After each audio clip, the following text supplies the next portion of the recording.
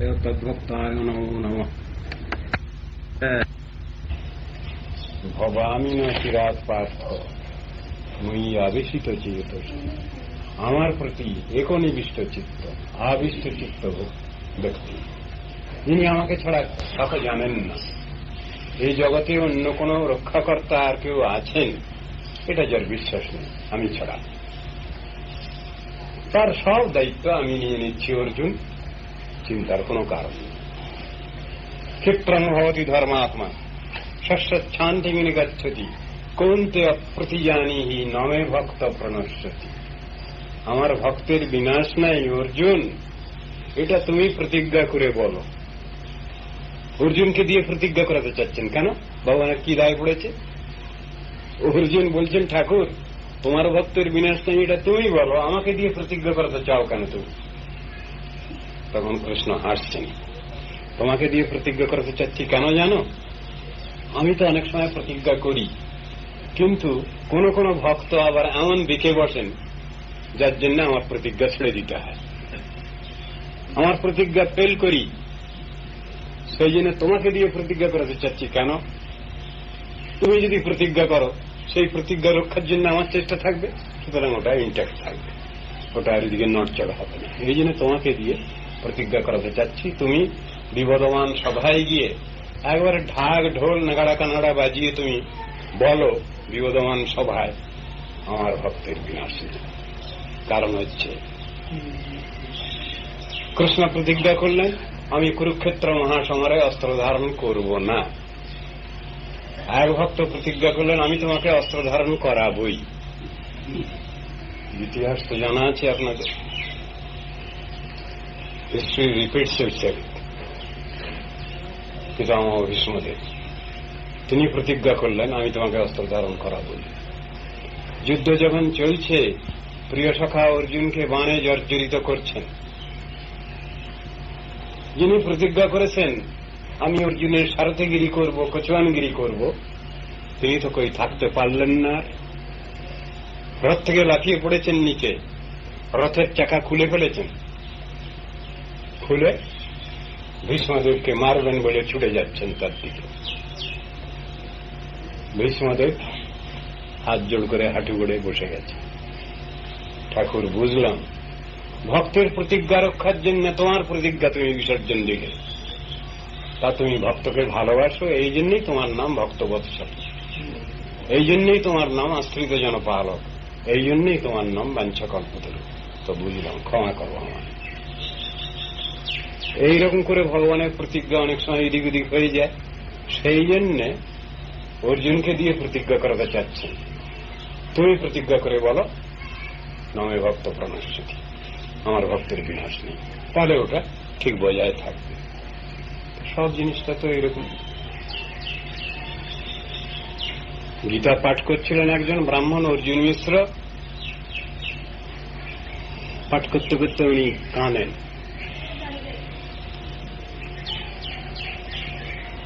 একটা শ্লোকের দুটো লাইন দেখে ওর একটু সন্দেহ হয়েছে, ভগবান এরকম করেন? শ্লোকটা কি? অনন্যাস চিন্তয়ন্ত মান যে জনা পর্যুপাসতে তেষাং নিত্যাভিযুক্তানাম যোগক্ষেমং বহাম্যহম। এই শ্লোক। যিনি অনন্য চিত্ত হয়ে আমার শরণাপন্ন, আমার চিন্তা ভাবনায় সবসময় ব্যস্ত, সংসার তার আছে কিন্তু সংসারের কালিমা তাকে স্পর্শ করে না, সেই ব্যক্তি যিনি আমার উপাসনায় সদা সর্বদা ব্যস্ত। সংসার তার আছে কিন্তু সংসারে তার কোনো অ্যাডিকশন নেই, সেইরূপ নিত্য অভিযুক্ত সবসময় যিনি আমার চিন্তা ভাবনা করছেন, সেই ভক্তের আমি যোগ এবং ক্ষেম দুটোই বহন করি। যোগ শব্দের অর্থ ভক্তের কিছু নাই, ভগবান সব দিয়ে দিলেন, তোমার নাই কিছু, এই নাও, এই যৎসামান্য দিলাম। ভগবান যখন দিচ্ছেন তখন বলছেন এই যৎসামান্য দিলাম, আর ভক্তের সেই যৎসামান্য রাখবার জায়গা নেই। ভগবান যখন বলছেন এই যৎসামান্য দিলাম, ভক্তের সেই যৎসামান্য রাখবার জায়গা নেই। এর নাম হল যোগ, অলব্ধ বস্তুর প্রাপ্তি। তা ছিল না, ভগবান দিয়ে দিলেন তাকে। আর দেওয়ার সময় বলছেন এই যত সামান্য দিলাম। আর খেম কাকে বলে? লব্ধ বস্তুর সংরক্ষণ চেষ্টা। ভগবান প্রচুর জিনিস দিয়ে দিলেন, সেটা দেখবে কে, রাখবে কে? স্টেট দিয়ে দিলেন, দেখবে কে? সে দায়িত্ব ভগবানকে নিতে হচ্ছে। তো ভয়ঙ্কর জ্বালার কথা। দিয়েও তো রেহাই নেই ভগবানের। দিয়ে দিচ্ছেন, আবার সেটা সংরক্ষণ করবার দায়িত্বও নিতে হচ্ছে তাকে। কেন? ভক্ত তো নিশ্চিন্ত, তিনি তো সবসময় তদ্গত চিত্ত, ভগবত চিন্তায় বিভোর, ভগবানের লীলা কথায় তিনি বিভোর আছেন। ভগবানকে আবার দায়িত্ব নিতে হচ্ছে। চিন্তা করুন তো ব্যাপারটা। নৃসিংহদেব প্রহ্লাদকে বহুভাবেই পরীক্ষা করেছেন।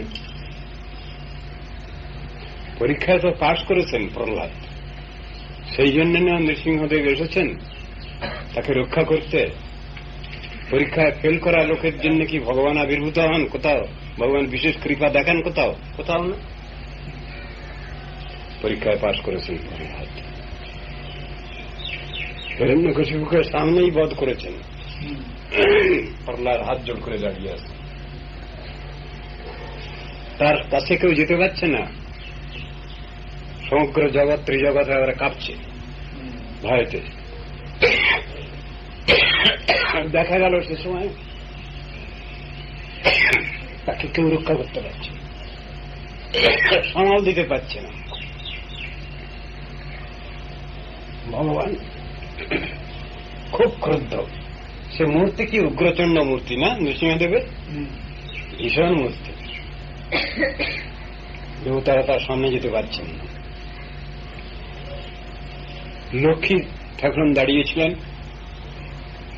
দেবতারা বলছেন, মা তুমি তোমার প্রভুকে ঠান্ডা করো। আমি পারবো না বাবা, আমি পারবো না।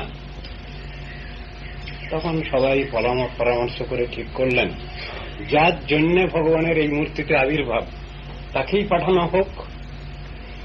প্রহ্লাদের জন্যই তার এই মূর্তিতে আবির্ভাব। প্রহ্লাদকে বললেন, বাছা প্রহ্লাদ, তুমি তোমার প্রভুকে শান্ত করো। নির্বিকার বলবার সঙ্গে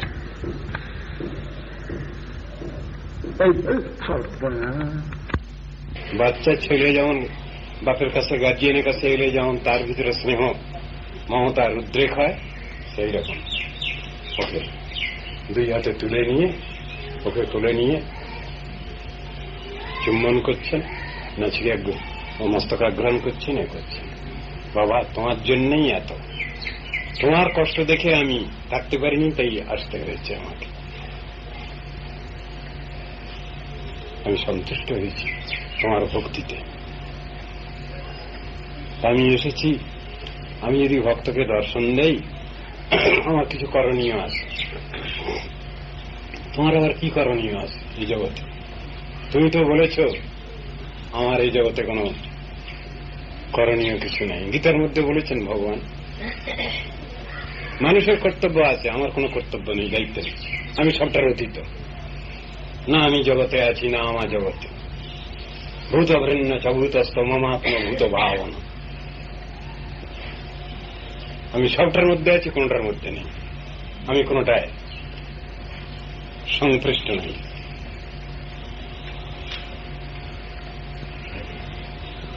প্রহ্লাদ কি বলছেন, বাবা আমার এক নাম বরদৌহ। বরদৌ ভগবান আমার এক নাম। ভক্তকে দর্শন দিলে আমি কিছু বর দেই, কিছু তাকে আশীর্বাদ করি কিছু। তা তুমি আমার কাছে চাও কিছু?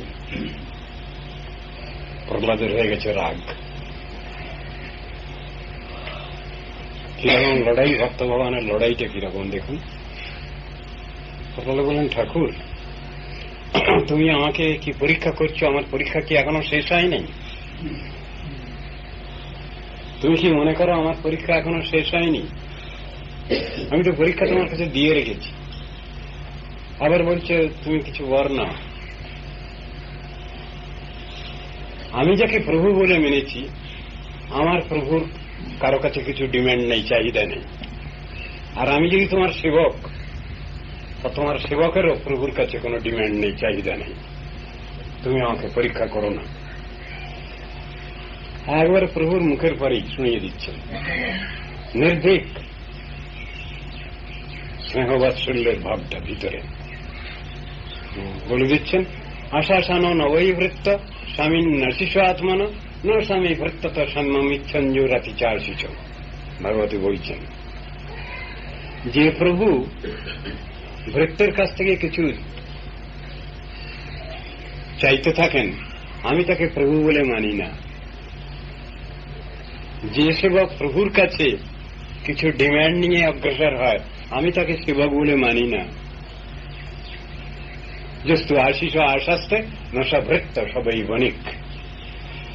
প্রভুর সেবার বিনিময়ে যে সেবক কিছু প্রার্থনা করে, আমি তাকে সেবক বলি না, আমি তাকে বণিক বলি। তার ভিতরে কমার্শিয়াল ইন্টারেস্ট আছে, বার্টারিং সিস্টেম আছে, জগতের লেনদেনের ব্যাপার কিছু আছে। কিন্তু ভক্তের সঙ্গে ভগবানের এই সম্পর্ক কখনো থাকা উচিত না, থাকে না। তুমি আমাকে পরীক্ষা করো না। আমি পরীক্ষা সব দিয়ে দিয়েছি তোমার কাছে, আমার নিজের কিছু রাখি নেই।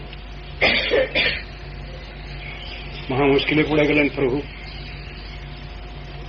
তারই কথা তো, তারই শিখানো কথা, ভগবানেরই শিখানো কথা ভক্ত শিখেছে, সুতরাং তার কথা দিয়েই তাকে বলছে। প্রভুর আর বলবার আর মুখ নেই। তখন বললেন, প্রহ্লাদ একটা কথা, আমার বিশেষণটা তো আছে, আমি বরদ ভগবান। বলে হ্যাঁ, তা আছে। তাহলে সে নামটা কি আজকে থেকে পুছে দেবো, আমি অমিট করে দেবো বিশেষণটা, বরদ নামটা? তখন প্রহ্লাদ কাঁদতে লাগলেন, আমার জন্য তোমার নামটা তুমি পুছে দেবে কেন? বল তাহলে তুমি বর চাও। যদি আমার নাম বরদ ভগবান, আমি বর দিয়ে থাকি ভক্তকে দর্শন দিলে, তাহলে তুমি ওটা নিতে চাচ্ছ না কেন? তুমি বর চাও। আবার এবার প্রহ্লাদ এবার তখন হেরে গেছে, যুক্তির কাছে এবার প্রহ্লাদ হেরে গেলেন। তাই তো আমার জন্য আবার প্রভুর বিশেষণটা ঘুচে যাবে। আচ্ছা তাহলে বর দাও, কি বর চাও তুমি? কেমন চালাক আর কেমন চতুর! যেই জন কৃষ্ণ ভজে সে বড় চতুর। তো কিরকম চালাক! বর চাইবেন না, কৌশল করে সেটাই ঘুরিয়ে বলছেন। কি যদি দর্শসি কামান বরাংস্তং বরদর্শব কামানাং হৃদব সংরোহং ভবন্তু সুবৃণী বরম। আমাকে যদি কিছু বর দিতেই হয় তোমাকে, আমাকে এমন বর দাও, পার্থিব জগতের কোন বিষয় সম্পদ, কোন বস্তু যেন আমার হৃদয়ে চাইবার কোন প্রবৃত্তি না আসে কখনো। ঘুরিয়ে ফিরিয়ে না, ঘুরিয়ে ফিরিয়ে না। পার্থিব জগতের কোন বিষয়বস্তু চাইবার মতো কোন প্রবৃত্তি যেন আমার হৃদয়ে কখনো স্থান না পায়, তুমি আমাকে এই আশীর্বাদ করো, এই বর দাও।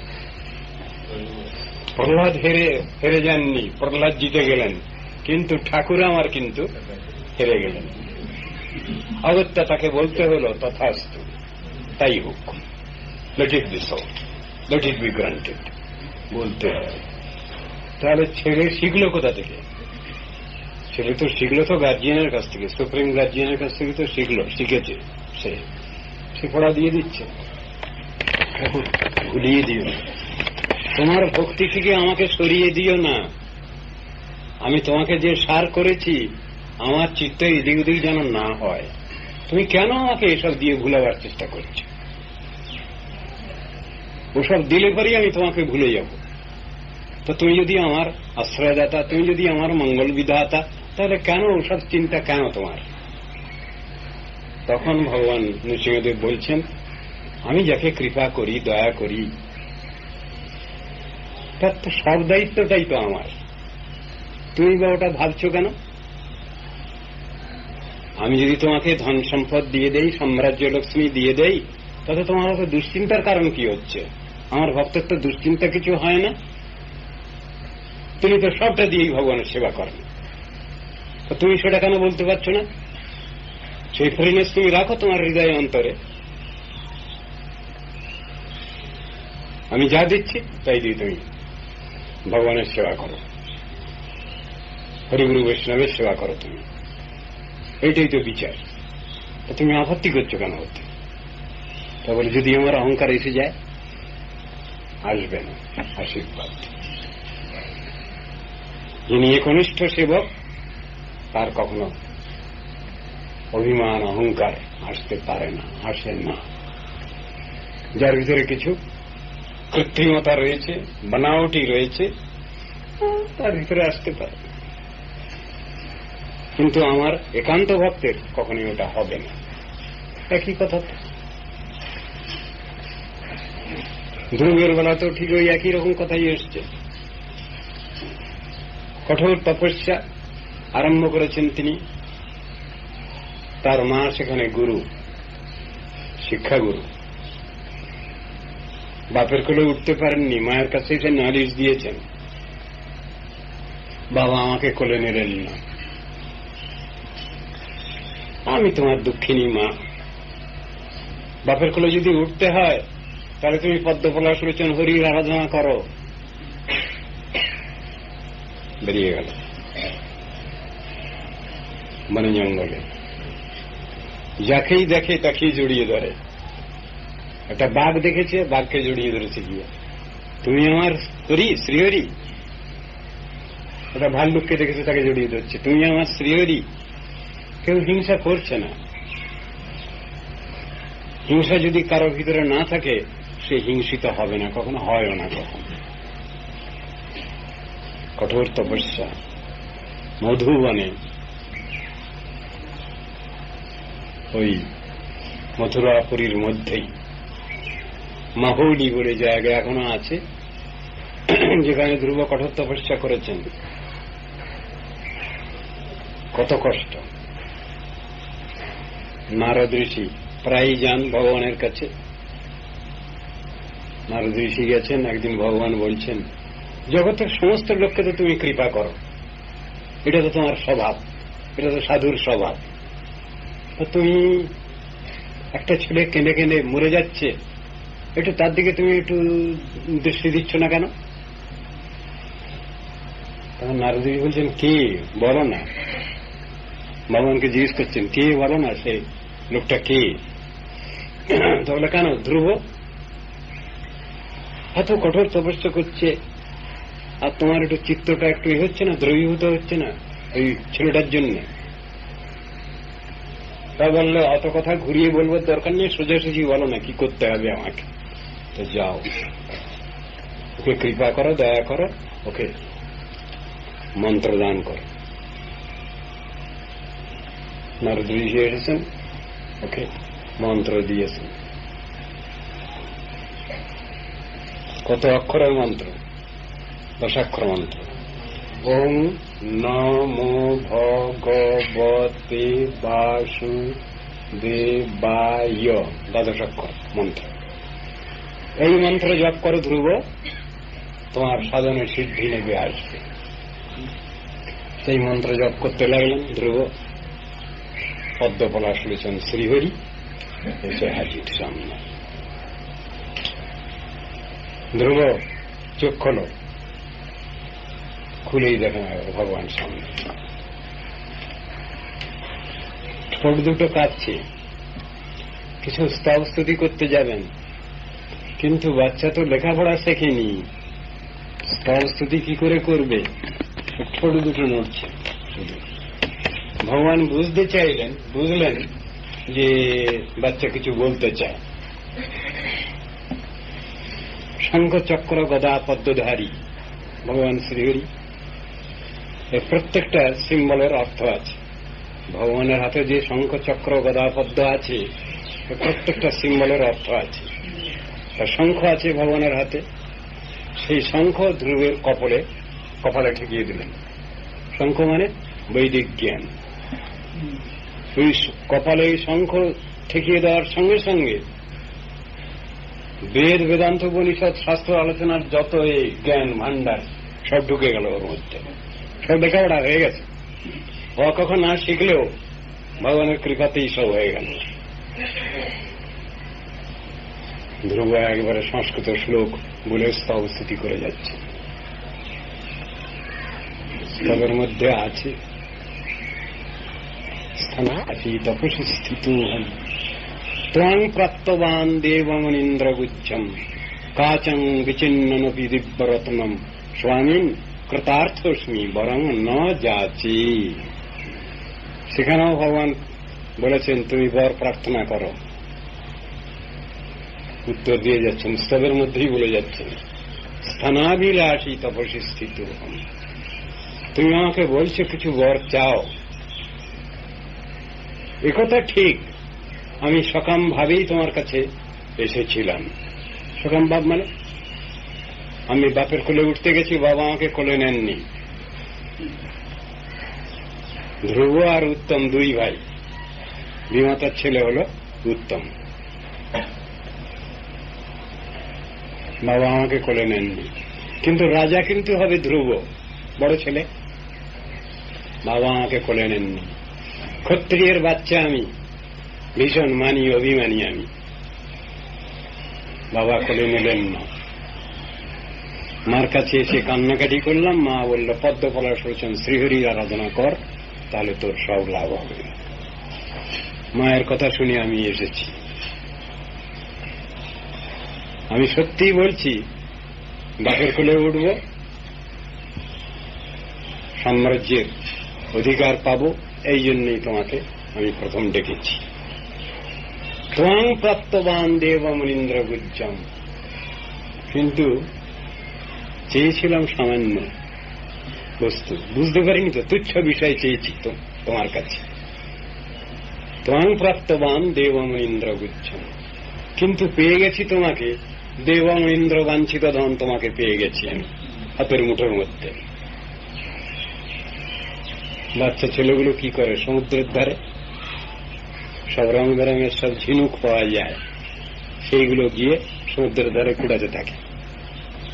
তা আমিও ওই রকম ধরনের সব ঝিনুক কুড়াচ্ছিলাম, রং বেরঙের সব পেবলস, পাথরের টুকরা সব কুড়াচ্ছিলাম সব। কিন্তু পেয়ে গেছি দিব্যরত্ন তোমায়। কাচং বিচিন্ননপি দিব্যরত্নম, দিব্যরত্নের স্বরূপ তোমাকে আমি পেয়ে গেছি, দর্শন তোমার। স্বামী কৃতার্থস্মি বরং ন যাচি। প্রভু, আমার সব পাওয়া হয়ে গেছে, আমি কৃতকৃতার্থ, আমার জীবন ধন্য হয়েছে, আমার আর কোন প্রাপ্তিতে আশা নেই। যস্মিন প্রাপ্তে সর্বমিদং প্রাপ্তং ভবতি, যস্মিন জ্ঞাতে সর্বমিদং জ্ঞাতং ভবতি। যাকে পেলে সব পাওয়া হয়, যাকে জানলে সব জানা হয়, সেই বস্তু তো তুমি। তো তুমি ধরা দিয়েছ, সেই জন্যই আমি তোমাকে পেয়েছি। তোমার কৃপাতেই এটা সম্ভব হয়েছে, এতে আমার কোনো বাহাদুরি নাই, সবটাই তোমারই বাহাদুরি। ঠাকুর, তোমার নাম জয়যুক্ত হোক, তুমি জয়যুক্ত হও, আমার কোনো বাহাদুরি নেই, আমি তোমার কাছে কোনো কিছু চাই না। সেখানেও ধ্রুবকে বললেন ভগবান, না তোমাকে নিতে হবে, কিছু নিতে হবে। আমি তো তোমায় ভুলে যাব না, ভুলবে না। আমার ভক্তের অবস্থা আসেই না। যদি তিনি সত্যি সত্যি যদি আমার প্রতি ভক্তিমান, তাহলে তার তো অহংকার নেই, অহংকার আসবে না, তোমার কোন অভিমান অহংকার আসবে না। তো ধ্রুবকে তো দিয়ে দিলেন, সাম্রাজ্য লক্ষ্মী দিয়ে দিলেন। ধ্রুব তো তাই দিয়েই তো রাজ্য শাসন করেছেন, সবকিছু করেছেন, কর্তব্য দায়িত্ব পালন করেছেন। সবটার মধ্যে তো শিক্ষা আছে। মানুষ যদি শিক্ষাটা নেয়, অসুবিধা কোথায়? অসুবিধা তো নেই। আমরা সামান্য সামান্য জিনিস পেয়ে ভগবানকে ভুলে যাচ্ছি,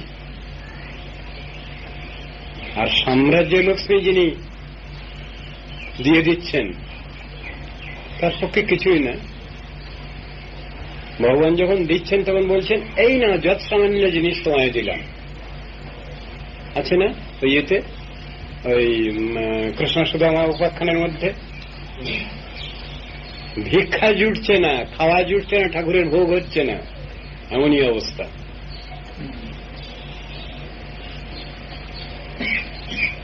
ভগবান তাকে দিয়ে দিচ্ছেন। এক মুষ্টি চাল চিড়ে খেয়ে ফেলেছেন কৃষ্ণ। রুক্মিণী দেবী পাশে ছিলেন, ছুটে গিয়ে হাতখানা ধরে ফেলেছেন। রুক্মিণী দেবীর অত দুশ্চিন্তার কারণ কি? তার স্বামী কৃষ্ণের গলায় আটকে যাবে শুকনো চিড়া, ওই জন্য না। ওই এক মুষ্টি খাওয়ার সঙ্গে সঙ্গে লক্ষ্মীর কটাক্ষ সম্মুত যাবতীয় ঐশ্বর্য লাভ হয়ে গেছে ওই ব্রাহ্মণ বিপ্রের, শুধু আমার। দ্বিতীয় মুষ্টি যদি তুমি খাও তাহলে আমি ওর ঘরে বাঁধা পড়ে যাব। লক্ষ্মীর দুশ্চিন্তা হচ্ছে ওইটা। ঠাকুর তুমি যদি দ্বিতীয় মুষ্টি ফের খাও তাহলে ওর ঘরে গিয়ে আমাকে দাসী বৃত্তি করতে হবে, তা আমি তোমার সেবা ছেড়ে দিয়ে গিয়ে ওর কাছেই থাকবো, এটা তুমি চাও? ওই জন্য হাতখানা ধরে ফেলেছে। তো সবটার মধ্যে তো হিসাব রয়েছে। আর সেই ভক্ত কানতে কানতে বলছেন, কাহম দরিদ্র পাপিয়ান ক কৃষ্ণ শ্রী নিকেতন ব্রহ্মবন্ধু রীতিস্মাহং বাহুভ্যাম পরিরম্ভিত। কোথায় আমি একটা অধম ব্রাহ্মণ, কিছুই নাই আমার, অথচ সেই ভগবান সর্বেশ্বরেশ্বর ভগবান লক্ষ্মীপতি নারায়ণ কৃষ্ণ তিনি আমাকে স্নেহালিঙ্গন প্রেমালিঙ্গন দিয়েছেন। কোথায় ভাবটা কি? এই ভাবগুলো তো দরকার আছে আমাদের ভিতরে। অহংকারটা আসবে কেন? সত্যিই যদি আমি ভগবানের সেবা করি, হরিগুরু বৈষ্ণবের সেবা করি, অহংকার তো আসবে না। জড় অহংকার কখনই আসবে না। ভগবান ওটা আসতেই দেবেন না। এটাই হল ভগবত কৃপা, ভগবত করুণা।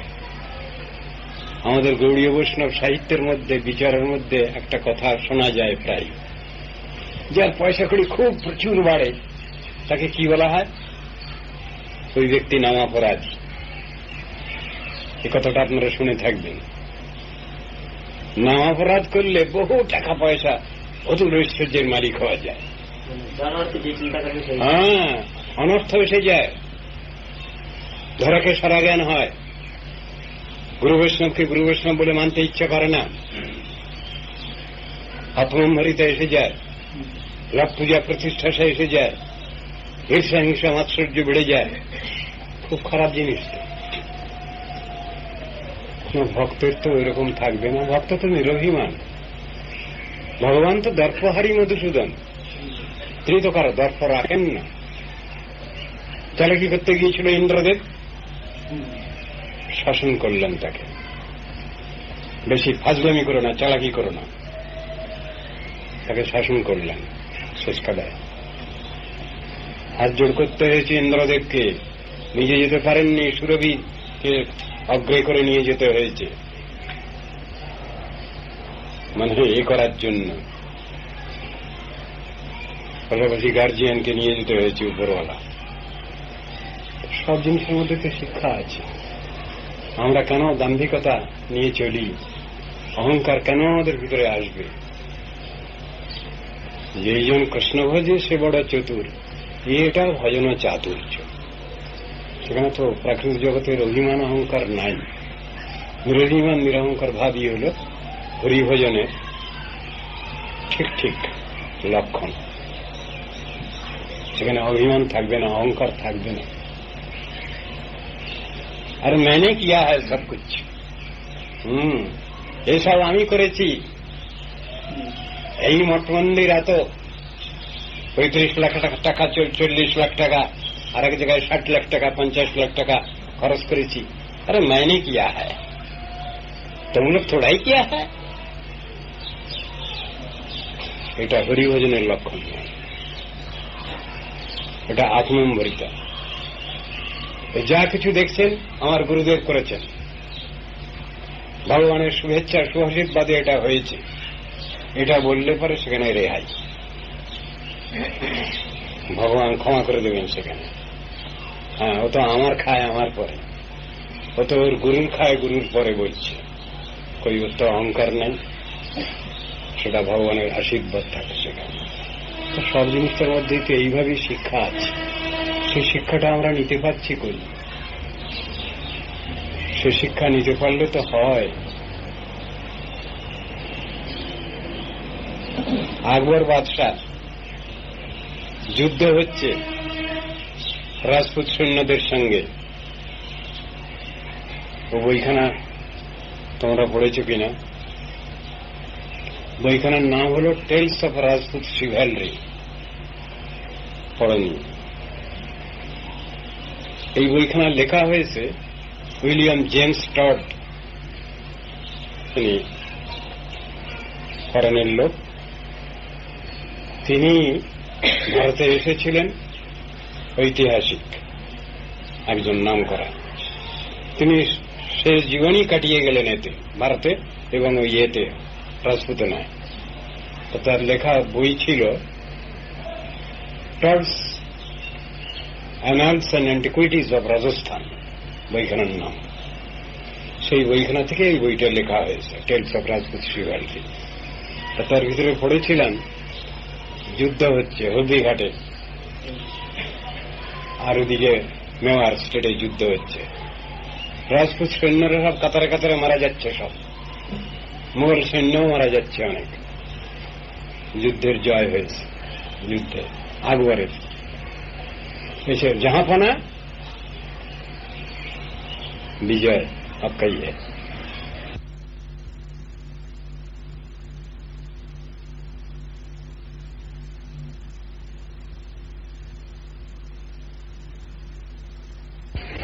হ্যাঁ, একবার তখন শুনে কাঁদছেন তিনি। কেন? জয় আমার কি হবে? জয় যদি হয়েছে তো সর্বশক্তিমান আল্লাহ ভগবানেরই জয়, আমার কিসের আবার জয়? তখন সব কাজ ছেড়ে দিয়ে হাত মুখ ধুয়ে তিনি নামাজ পড়তে বসে গেছেন। নামাজ পড়তে বসে গেছেন। নামাজ পড়া মানে ভগবানের প্রার্থনা। তো নামাজের সেখানে ট্রান্সলেশন রয়েছে, O my soul, how long will thou continue to take pleasure in sin? Repentance is unpalatable. Tested thy defilement from sin. নামাজের অর্থ খুব সুন্দর।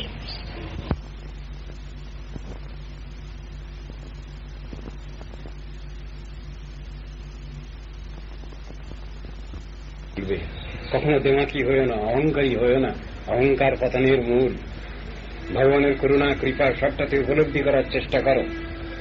এই নামাজের ভিতরে সব আছে। কত সুন্দর কথা।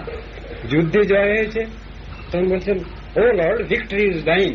বলছেন যুদ্ধে যদি জয় হয়েছে, ভগবান তোমারই জয় হয়েছে, আমার জয়টাই বলে কিছু না। জয় যদি হয়েছে, তোমার জয় হোক। তাহলে চিন্তাটা কি? যুদ্ধে জয় হয়েছে উনি বলছেন আমার জয় নয়, এটা তোমার জয়।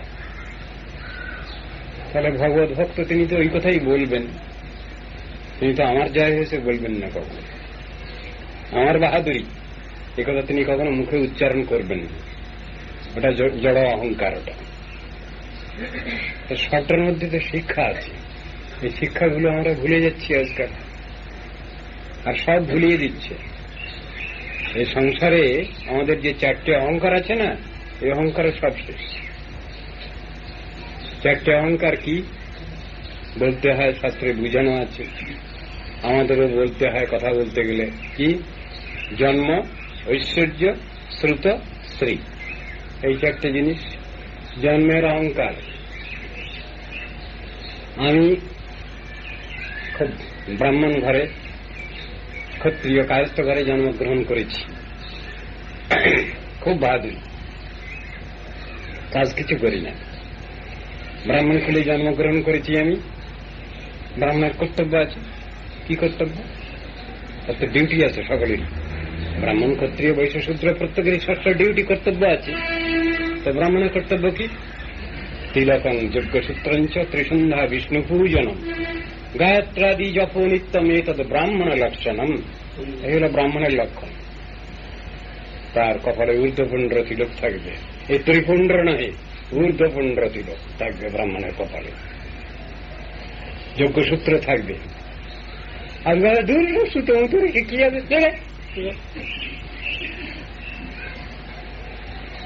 যজ্ঞসূত্র ত্রিসন্ধ্যা বিষ্ণু পূজা করবেন তিনি, গায়ত্রী মন্ত্র জপ করবেন তিনি। এটা হল ব্রাহ্মণের লক্ষণ। প্রত্যেকের লক্ষণ তো এরকম শাস্ত্রে বর্ণনা করা হয়েছে। যদি না করে তাহলে তার কি পরিচয়? মুচি হয়ে সূচি হয় যদি হরি ভজে, সূচি হয়ে মুচি হয় যদি হরি ত্যাজে। কথাগুলো তো বুঝানো আছে। চণ্ডালোকি দ্বিজশ্রেষ্ঠ হরিভক্তি পরায়ণ, হরিভক্তি বিহীনস্তু দ্বিজোপি সপচাধম। বহুতর শ্লোক তো বলা আছে, সেগুলো তো বুঝতে হবে। শাস্ত্রের বিচারগুলো তো রয়েছে, কাজটা তো আমাকে করতে হবে। জন্মের অহংকার ধুয়ে খাও, জন্মের অহংকার ঐশ্বর্য। হ্যাঁ, গোটা ভারতবর্ষকে কিনে নিতে পারি আমি, গোটা পৃথিবীকে কিনে নিতে পারি। অহংকার হবেটা কি তোমার? শ্রোতা পাণ্ডিত্য আর মশায় রেখে দেন, ওসব আপনাদের ওসব কপচানো কথা রেখে দেন। কত বই পড়লাম, কত করলাম, আর হ্যাঁ মশাই আমি এমএ পিএইচডি পিআরএস। বাবা, ভয়ঙ্কর ব্যক্তি তো আপনি। সব জেনে ফেলেছি, সব জানতা, তার সব জানা হয়ে গেছে। যোগীগণ যারে ধানে নাহি পায়, সে হরি বঞ্চিত হলে কি হবে উপায়। ইয়ং ব্রহ্মা বরুণেন্দ্র রুদ্রমূর্তস্তন্নন্তি দিগ্বৈস্তবৈ, বেদৈষাঙ্গ পদক্রম উপনিষদের গায়ন্তি জং সামগা, ধ্যানাবস্থিত তদ্গতিন মনসা পশ্যন্তি জং যোগিনো যশন্তং ন বিদুঃ সুরাসুরগণা দেবায় তস্मै নমঃ। কৃষ্ণকে প্রণাম করছেন ভাগবতে। যোগী ঋষিগণ তারাও যাকে ধানে পাচ্ছেন না, তারাও কান্নাকাটি করছেন। আর সব জেনে ফেলেছি আমি, না? কত বাহাদুর। ব্রহ্মা শিবাদি দেবতা কান্নাকাটি করছেন, ঠাকুর তোমার মহিমা বুঝতে পারলাম না। 4 মাথা দিয়েছেন ব্রহ্মাকে। ব্রহ্মাজি বলছেন 4 মাথা নিয়েও সব ভুল করে ফেললাম আমি। আমার মতো এমন হতভাগা কেউ আছে? ভগবান, তুমি তোমার তত্ত্ব জানবার জন্য, বুঝবার জন্য আমাকে চতুর্গুণ বুদ্ধি দিয়েছ। তুমি চতুর্গুণ মানে অলরাউন্ড, অল স্কয়ার। চতুর্গুণ মানে পূর্ণ দর্শনটা। কাশীপুত্র এখানে এসে হাজির হয়েছে। আচ্ছা, এতক্ষণ দেখিনি। 4 মাথা মানে কি? পুরো সার্কেলের জ্ঞান, পূর্ণ বৃত্তের জ্ঞান। রাইট অ্যাঙ্গেল হয় কত ডিগ্রিতে? 90 ডিগ্রিতে। 490 কত হয়? 360 ডিগ্রি। এই 360 ডিগ্রি হলে পুরো বৃত্তের জ্ঞানটা। তা চতুর্মুখ ব্রহ্মাকে তিনি পূর্ণ দর্শন, পূর্ণ জ্ঞান দিয়েছেন ভগবান। হ্যাঁ হ্যাঁ, পূর্ণ জ্ঞান দিয়ে দিয়েছেন তাকে। সেই রকম ধরনের ব্রহ্মা তিনিও উল্টো পাল্টা করে ফেলছেন। ভগবান লীলা করছেন, গোবৎস চড়াচ্ছিলেন, শস্ত্রগুলোকে সব লুকিয়ে ফেললেন। আমার প্রভু উপরওয়ালা দূর এসব কি করে, লুকিয়ে ফেলেছেন। সখাগণকে লুকিয়ে ফেলেছেন, যোগনিদ্রা সাহিত্য করে রেখেছেন।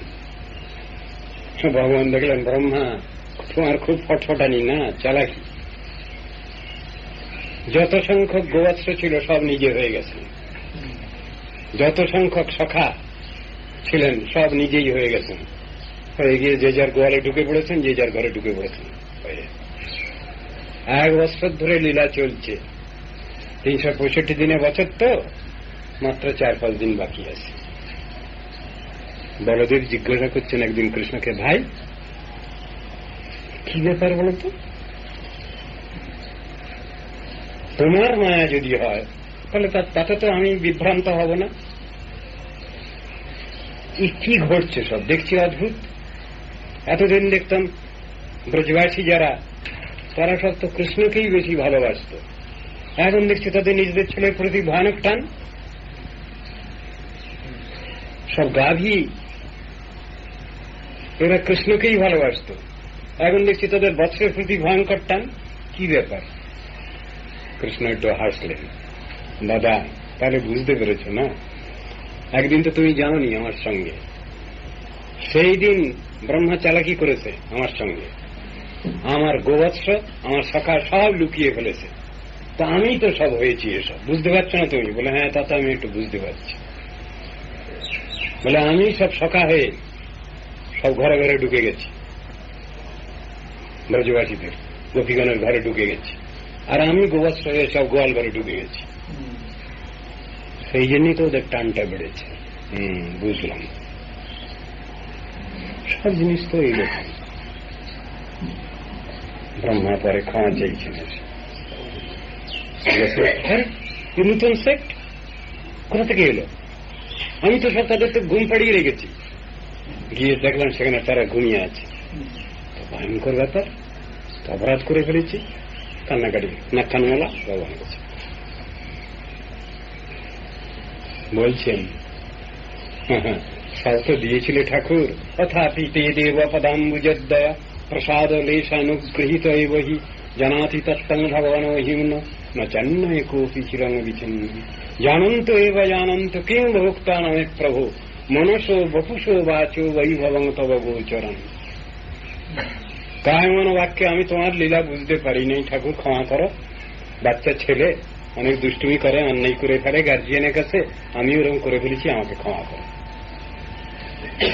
নারায়ণস্তম নহি সর্বদেহিনাম। আমার যিনি উপরওয়ালা তিনি হলেন নারায়ণ, তুমি তো তারও উপরওয়ালা। ঠাকুরদাদা ক্ষমা করো, ক্ষমা চাইছি। শিব ঠাকুরও কতবার নাক্কানওয়ালা খাচ্ছেন, ভুল করে ফেলছি।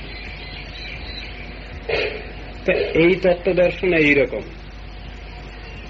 আর আমরা সব বুঝে ফেলেছি, সব জেনে ফেলেছি।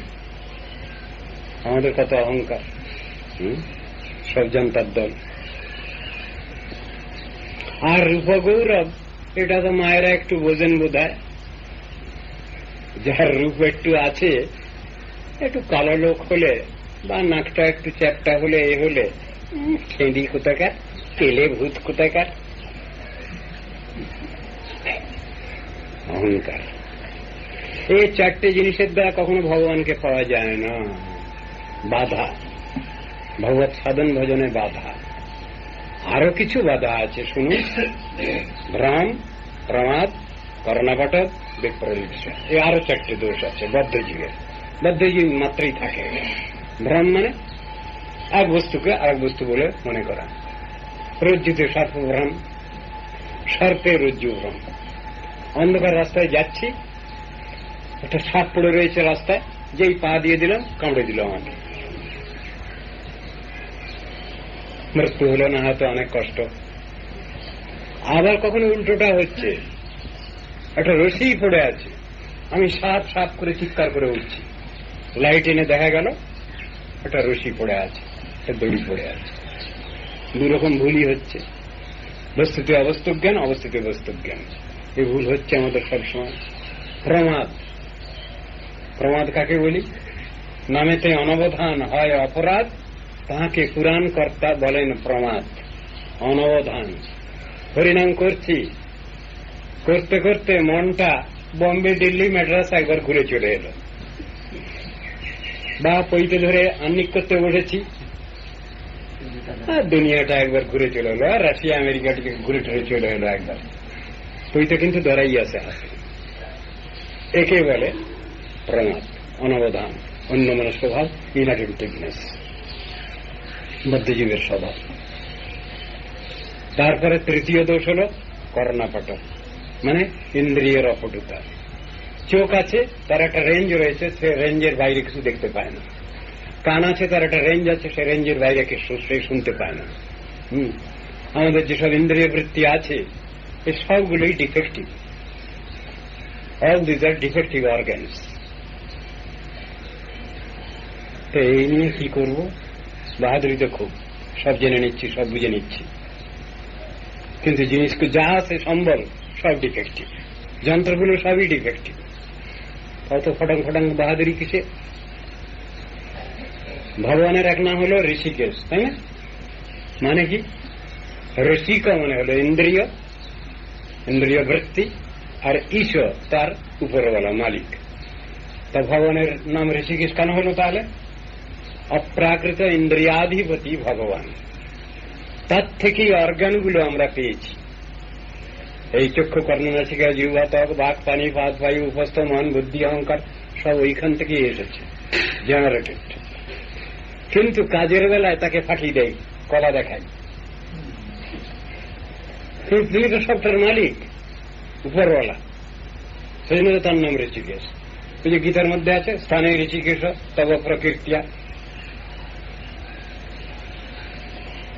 ঋষিকে গোবিন্দ সেবা, নাথ জীব দেবী দেবা, ইহ ভক্তি পরম কারণ। কেন বললেন নরোত্তম ঠাকুরের কথা? একথা নরোত্তম ঠাকুরের প্রার্থনার মধ্যে কেন এলো কথাটা? ঋষিকে গোবিন্দ সেবা। হে ভগবান, তোমার কাছ থেকে যে ইন্দ্রিয় বৃত্তি পেয়েছি আমি, এটার বেস্ট ইউজ করবো, আমি এটা সদ্ব্যবহার করব, তোমার চিন্তা ভাবনা আমি রাখবো। সবকিছু প্রতিজ্ঞা করছেন। দুটো দামাল ছেলে, কার?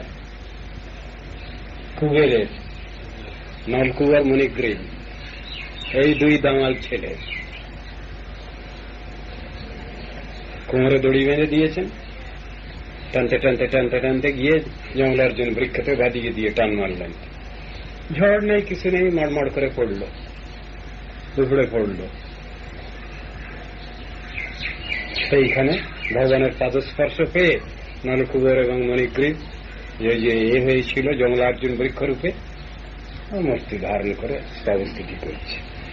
সেই স্তবের মধ্যে আছে, হে ভগবান, তোমার একান্ত ভক্ত যে নারদ ঋষি, তিনি যে কেমন দয়ালু, কৃপালু, অস্থিত বৎসল, বুঝতে পেরেছি আমরা। প্রথমে একটু রাগ হয়েছিল বটে, কিন্তু পরে বুঝলাম এরকম দয়ালু তো কেউ হন না। পরে বুঝতে পেরেছি।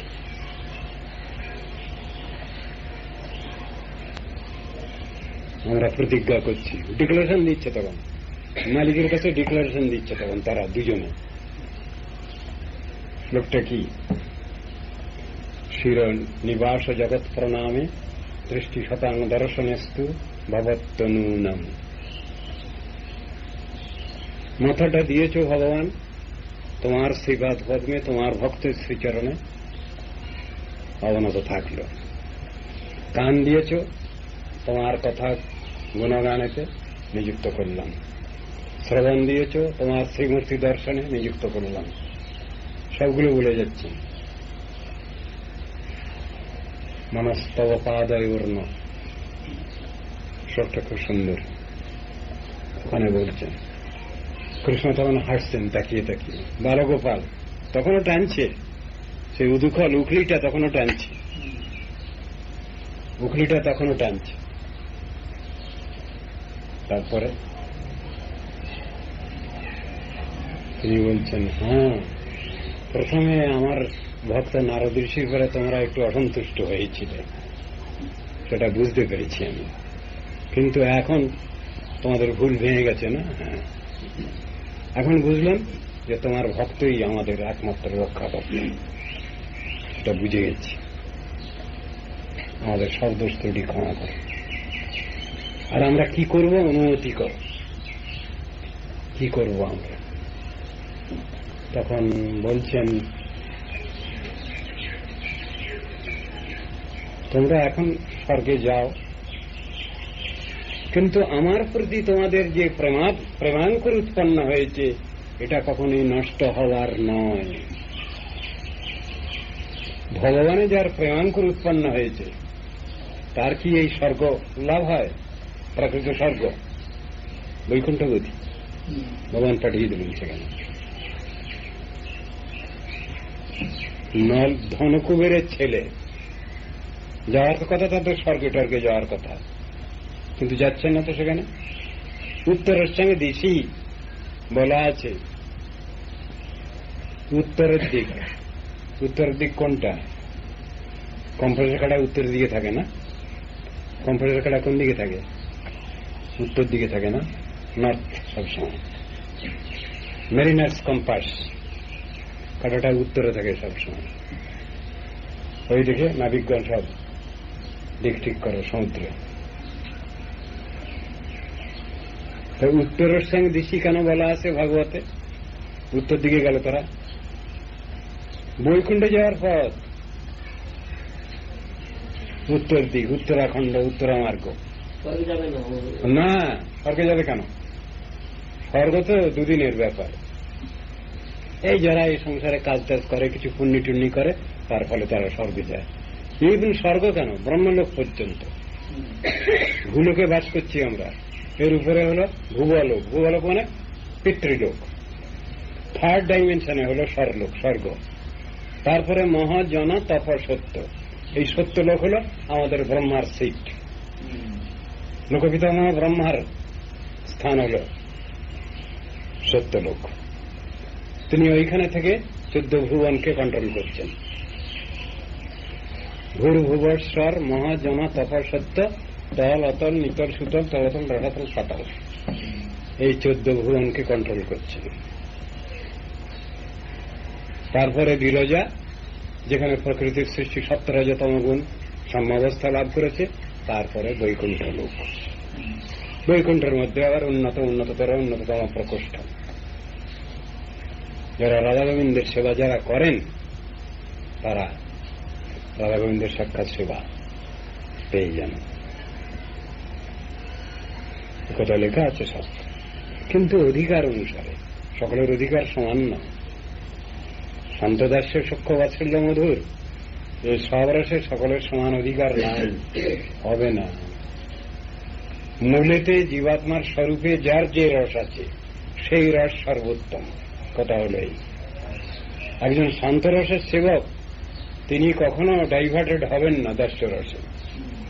একজন দাস্য রসেই সেবক আত্মার স্বরূপে যদি তার সেই রস আছে, তিনি কখনো এই রসেতে বাৎসল্য রসের অধিকার পাবেন না। এ কথাই লেখা আছে। স্বস্যাধিকারে যা নিষ্ঠা সগুণ পরিকীর্তিত, ভাগবতের শ্লোক। স্বীয় অধিকার নিষ্ঠা বিচার করতে হবে, শাস্ত্রে বুঝানো আছে। আর এটার বিপর্যয় হল দোষ, আর ওর স্বীকৃতি মেনে নেওয়াটাই হল গুণ। উল্টোপাল্টা বললে হবে না। একজন দাস্যরসের সেবক বা সেবিকা তিনি মধুর রথিতে কখনো সেবা পাবেন না, পেতে পারেন না। ওটা হবে না, চেঞ্জ হয় না, ওভাব চেঞ্জ হবে না। স্পেশাল রূপে কখন? আর স্পেশাল রূপে যদি হয়, তার ভিতরে আছে ওটা, হয়তো প্রস্ফুটিত হয়নি, প্রকাশিত হয়নি, সেটা প্রকাশিত হলো, এমন ব্যাপার শিখেছ হবে, কিন্তু আদপেই নেই। সুরকিকে তুমি পেশাই করো, তার থেকে তেল বেরোবে কেন? মধ্যে তেল নাই। তৈল উৎপাদিত হওয়ার পটেন্সি শক্তি ওর ভিতরে নাই, কিন্তু তেল যার থেকে হবে সেই জাতীয় জিনিসকে পেশাই করলে তেল পাওয়া যাবে। সর্ষে পেশাই করলে তেল পাওয়া যাবে, মুংফলিকে পেশাই করলে তেল পাওয়া যাবে, নারিয়েলকে পেশাই করলে তেল পাওয়া যাবে, তিলকে পেশাই করলে তেল পাওয়া যাবে। যদ্যপি তিল থেকেই তৈল। বস্তু উৎপাদিত হওয়ার পটেন্সি যার মধ্যে আছে, তার থেকে সেই জিনিসটা পাওয়া সম্ভব। কার্যকারণবাদ, কজ অ্যান্ড ইফেক্ট থিওরি নিয়ে আলোচনা করা হয়েছে দার্শনিক জগতে। উল্টো পাল্টা বললে তো হবে না। বস্তুর মধ্যে সে ভালটা তো থাকাচ্ছে, তবে তো তার থেকে আমি কিছু পেতে পারি। ওই সেদিন কথা হচ্ছিল, কোথায় ওটাও শিলিগুড়িতে রামকৃষ্ণ মিশনে বক্তৃতা করলাম। সেইখানে কতগুলো পয়েন্ট এসেছিল, তো ওইখানে আমি বললাম কথাটা, সুরকিকে পেশাই করলে তার থেকে তেল পাওয়া যায় না, কিন্তু তৈল উৎপাদিত হওয়ার পটেন্সি পাওয়া যাবে ওই রকম শস্য দানা থেকে। বিচারের কথা তো উল্টো। তো ওখানে বলেছিলাম যে পাশ্চাত্য দার্শনিকদের বিচারে একটা নাস্তিক্য ভাব আছে। কি? Out of nothing everything has been created. শূন্য থেকে জগৎ সৃষ্টি হয়েছে।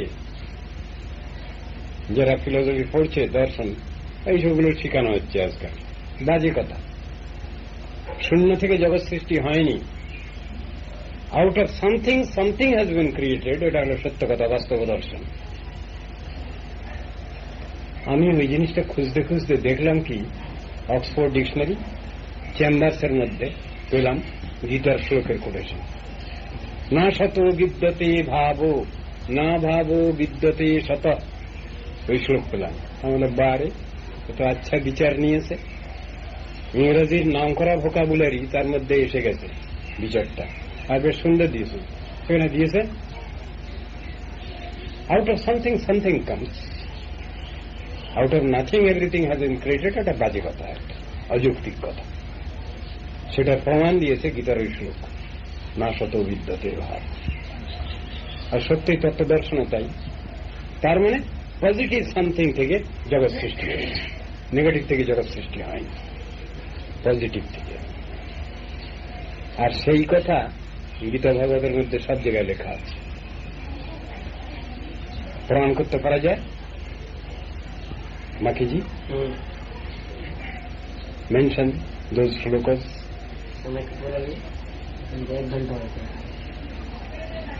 মায়া অধ্যক্ষেণ প্রকৃতি সুয়তি সচরাচরম হেতু নানেন কৌন্তেয় জগৎ বিপরিবর্ততে। এই শ্লোক প্রমাণ। মায়া অধ্যক্ষেণ প্রকৃতি সুয়তি সচরাচরম। Under my guidance, Prakriti can do something. Nature can create something. এই কথা বলছি। Under my guidance. ভগবানের গাইডেন্স বাদ দিয়ে কিছু হবে না, চলবে না। প্রকৃতিবাদী বলছেন প্রকৃতি থেকে জগৎ সৃষ্টি হচ্ছে, কিন্তু পুরুষের সাহায্য ছাড়া চলবে না। ওইখানে বুঝিয়ে দিয়েছেন।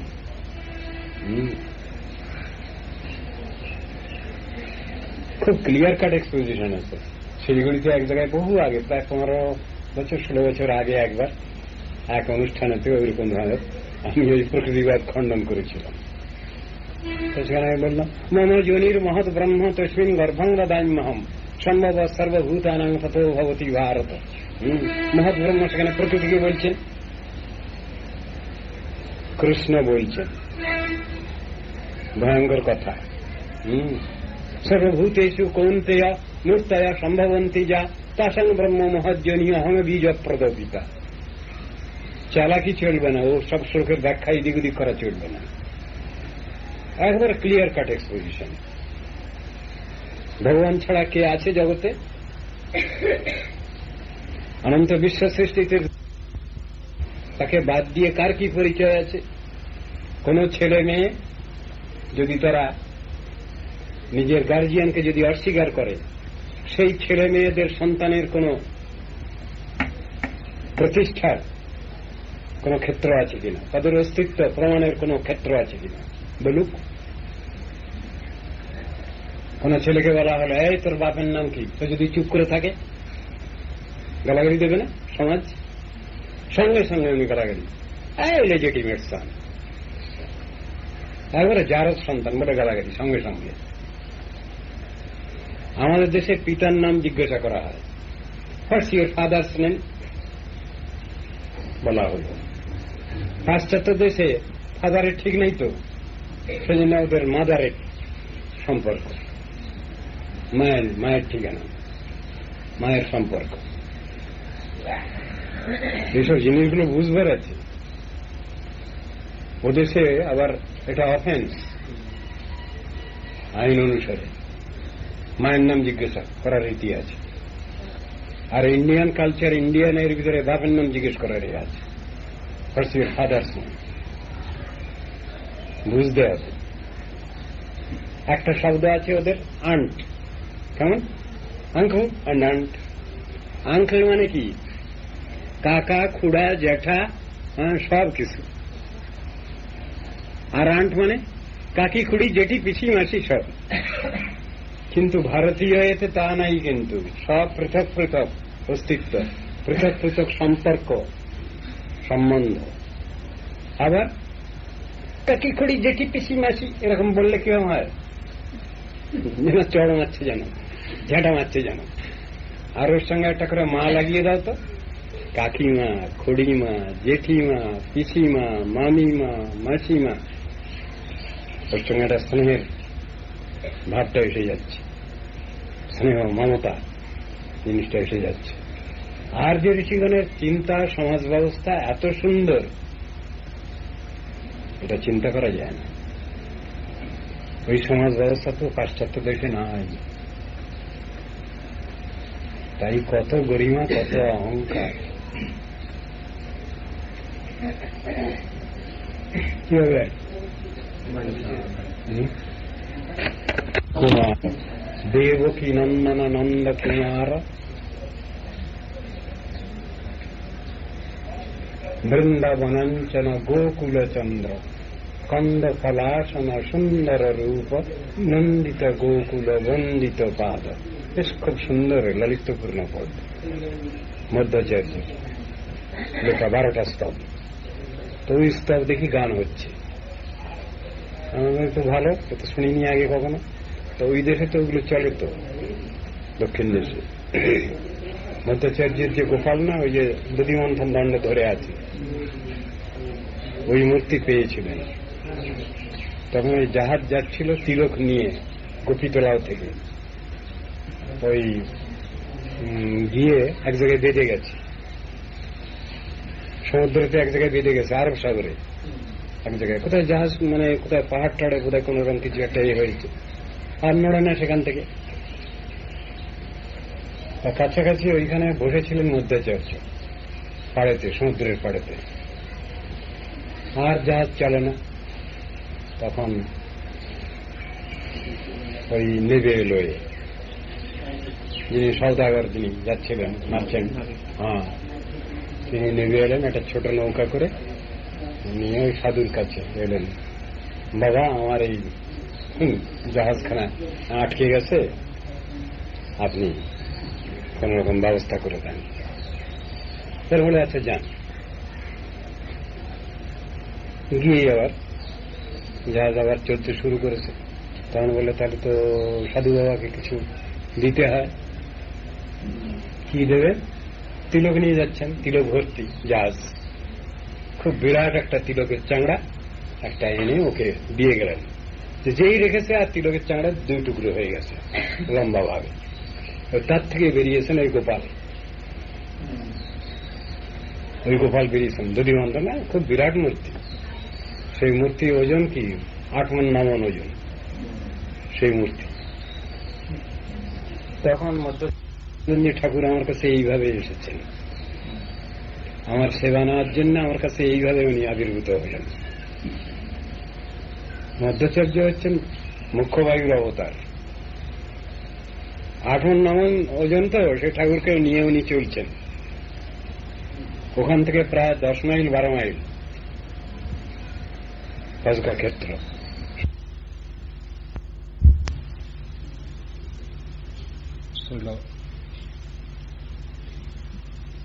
কেশব গোস্বামী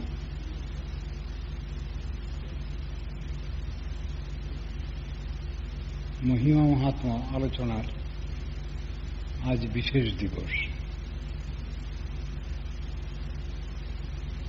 আমার পূর্ববর্তী বক্তৃ মহোদয় গণ, তারা গতকালও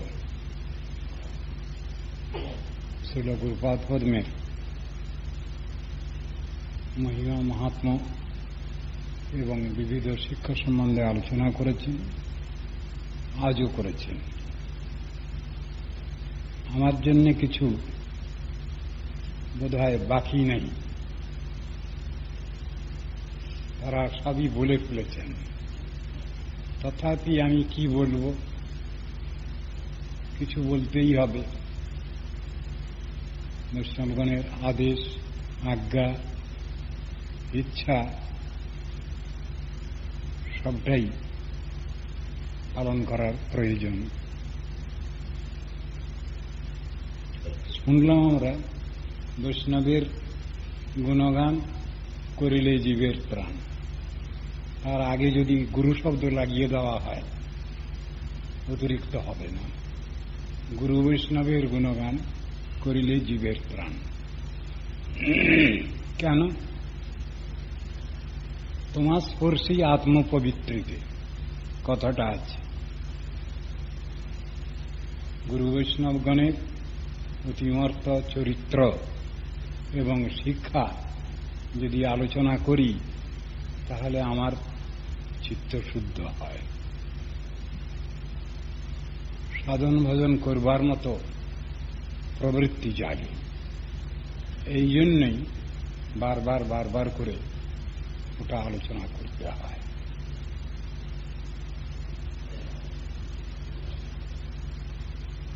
শ্রীমদ্ ভাগবত বলছেন,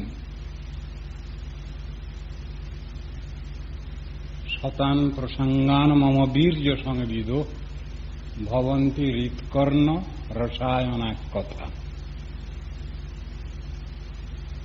সাধুগুরু বৈষ্ণবের যে জীবনী, সেইটাই হল শিক্ষা। তাদের জীবনী এবং শিক্ষা দুটো পৃথক নয়, একই জিনিস। তার জন্য শাস্ত্রে বহু জায়গায় বলা হয়েছে সাধু মহাজনের জীবনটাই শিক্ষা। ভগবান এবং স্বয়ং ভগবান এবং ভগবানের শ্রীমূর্তি, ভগবানের শ্রীনাম যেমন অভিন্ন, আইডেন্টিক্যাল, তদ্রূপ সাধুর জীবনী এবং তার শিক্ষা দুটো একই। একথা শাস্ত্রে বলা হয়েছে। সুতরাং সাধু মহাপুরুষগণের জীবন চরিতে যে যে বিশেষ বিশেষ ক্ষেত্রগুলো দেখা যায়, সেগুলো আমাদের শিক্ষা। ভগবানের বেলায় একটু অন্যরকম হয়। স্বয়ং ভগবান কতকগুলো আচরণ করেন জীবকল্যাণের জন্য, আর কতকগুলো আচরণ ভগবানের নিজস্ব। ভগবানের নিজস্ব যে আচরণ, সেইটাকে যদি আমরা অনুকরণ করি তাহলে আমাদের অমঙ্গল হয়। কিন্তু জীবকল্যাণপর যে আচরণ, সেটা যদি আমরা অনুসরণ করি তাহলে আমাদের কল্যাণ হয়। সাধুগুরু বৈষ্ণবের জীবনীতে তাদেরও নিজস্ব কিছু আছে, যে জিনিসটা সবসময় আমরা অনুসরণ করতে পারি না বা অনুসরণ করবার অধিকার লাভ করি না। আমার বলার তাৎপর্য এই, অনেকগুলো বিষয় আছে যে জিনিসগুলো বদ্ধ দশায় আমরা নিয়ে চলতে পারি না।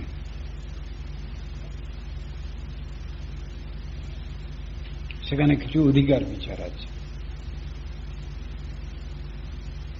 সাধক জীবনে যতটা প্রয়োজন সেটা আমরা গ্রহণ করতে পারি, কিন্তু সিদ্ধাবস্থার যে ভূমিকা সাধক অবস্থায়, সেটাকে অনুসরণ করা যায় না, বরং ওটা অনুকরণই করা হয়ে যায়। আমার বলার উদ্দেশ্য হচ্ছে এই অধিকার বিচার।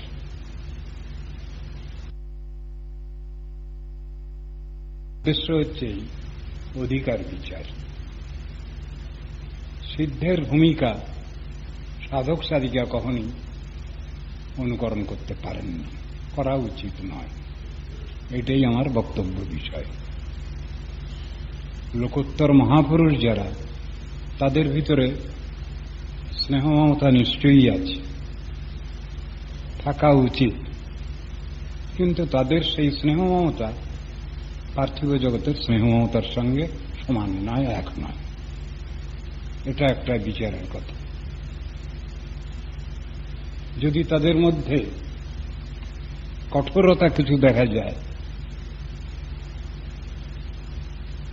সাধারণ বিচারে কিছু কর্কশ ভাব দেখা যায়, বাদ প্রতিবাদমূলক মনোভাব দেখা যায়, তাহলে তার ভিতরেও মঙ্গল আছে।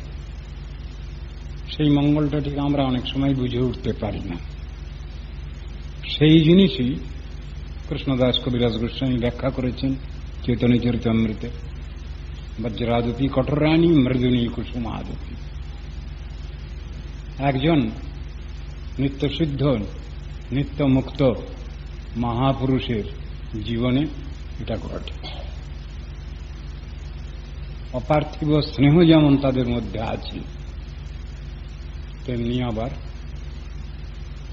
বজ্রাদপি কঠোরাণী, যেখানে ভক্তির বিরুদ্ধ কিছু দেখা যাচ্ছে সেখানে ঘোরতর কঠোরতর প্রতিবাদও আছে।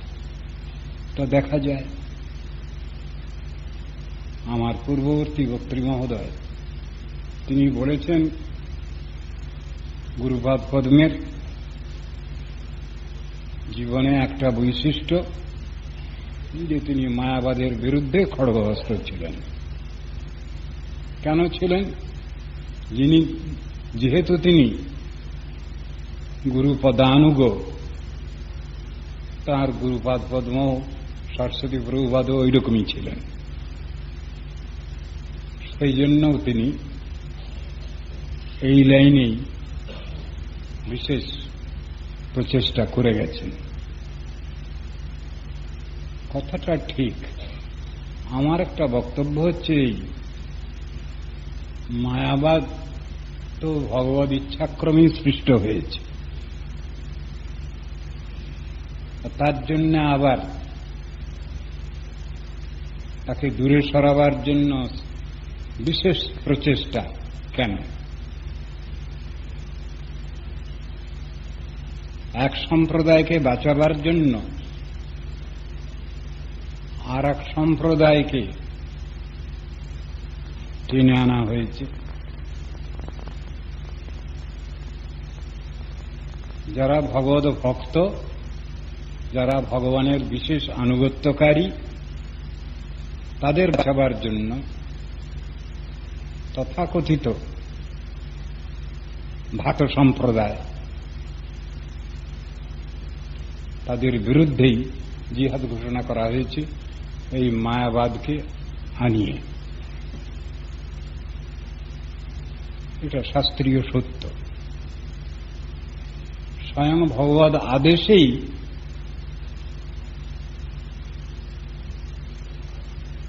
শিব ঠাকুর মায়াবাদ প্রচার করলেন শঙ্কর মূর্তিতে। সে কথা শাস্ত্রে বলা আছে, বুঝানো আছে। সেখানে ব্যক্তিগতভাবে শঙ্করাচার্যের প্রতি কোন রকম ধরনের সমালোচনা করা হচ্ছে না। তার প্রচারিত যে মতবাদ সেইটারই সমালোচনা হচ্ছে। আচার্যের দোষ নাহি, ঈশ্বর আজ্ঞা হইল, অতএব কল্পনা করি নাস্তিক শাস্ত্র কইল।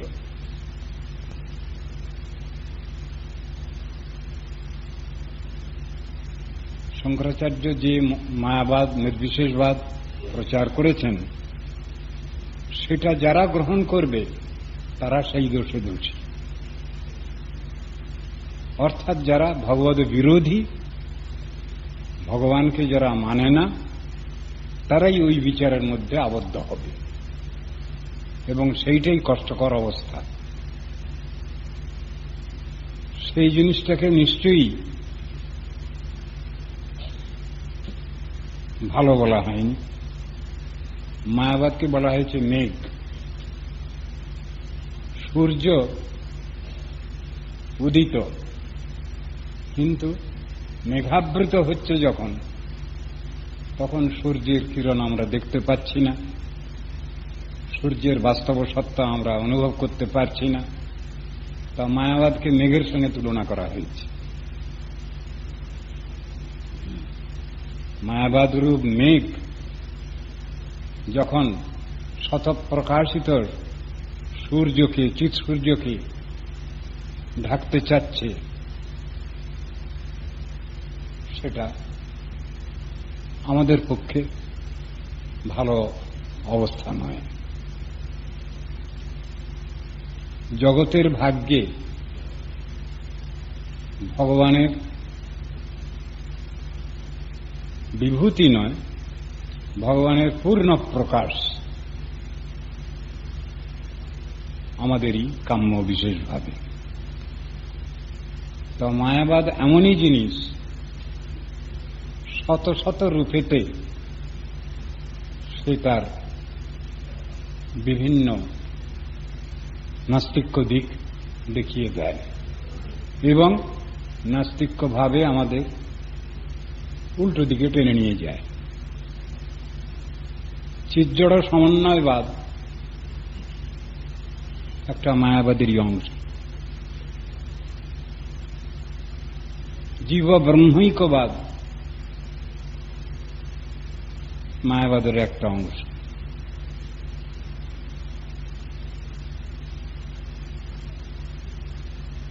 এইভাবে মায়াবাদ বিভিন্ন দিকে